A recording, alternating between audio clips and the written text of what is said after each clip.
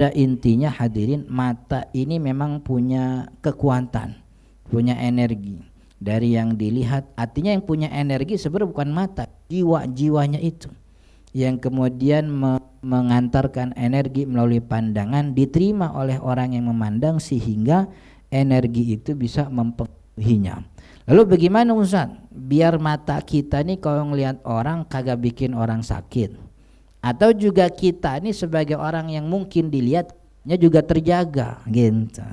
Kalau yang melihat tadi udah diajarin sama Nabi Shallallahu Alaihi Wasallam ketika kasusnya Sahal bin Hunayf. Amir bin Rabi'ah diajarin oleh Nabi, kalau ngelihat sesuatu yang menakjubkan bagi dirimu, maka ucapkanlah Masya Allah, atau kalau dia manusia doakan keberkahan.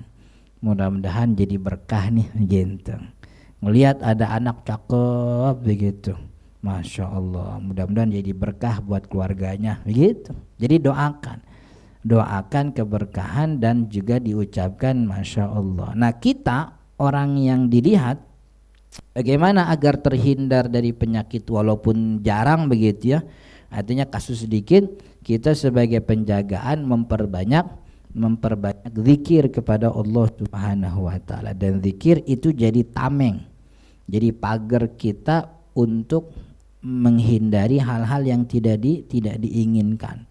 Zikirnya macam-macam, dari mulai zikir setiap selesai sholat yang kita baca subhanallah, alhamdulillah, Allahu akbar, itu juga bagian zikir. Atau mungkin kita punya rutinan setiap habis maghrib baca Al-Quran, atau mungkin setiap ba'da subuh ya.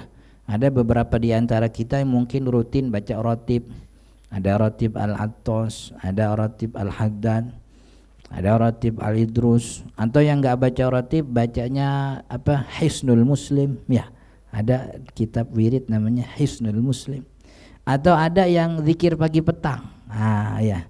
Bukunya kecil, biasanya jadi souvenir kondangan kawinan tuh biasa gitu ya. Zikir pagi sama itu, pokoknya baca aja zikir untuk membentengi diri gitu kan ya. Atau sebagaimana Nabi Shallallahu Alaihi Wasallam sering baca Qul huwallahu ahad 3 kali, Qul a'udzu birabbil falaq, Qul a'udzu birabbin nas, yang di setiap setiap menjelang tidur, yang kata Nabi muawwidhataini, 2 surat yang jadi penolak bala daripada gangguan setan gitu. Tapi di luar itu kita hadapi semua yang terjadi dengan hal-hal yang memang kita bisa logikakan. Kalau dia itu terkena penyakit gatal-gatal misalnya, datang ke dokter kulit, tanya ada alergi atau makanan yang salah dia makan misalnya. Kalau dia meriang berarti dia butuh istirahat. Jadi sebenarnya penyakit lain mah ada, cuman kagak gimana-gimana gitu. Jadi nyantai aja. Ini kitanya dosa apa enggak Ustaz? Kalau kita ngelihat orang jadi sakit, ya kagak, orang kita juga kagak tahu. Kagak, nyantai aja. Jadi ini saya selalu ingin meluruskan, itu ada, jangan dipungkiri, itu ada. Tapi walaupun ada dikit, jangan segala-galanya dibikin begitu. Kayaknya ain nih gitu. Nah, maka sebagai penjagaan diri, ketika kita melihat sesuatu yang menakjubkan, ucapkanlah Masya Allah dan doakan keberkahan. Dan kita yang mungkin akan dilihat oleh orang, sering-seringlah menjaga diri dengan zikir kepada Allah Subhanahu wa taala.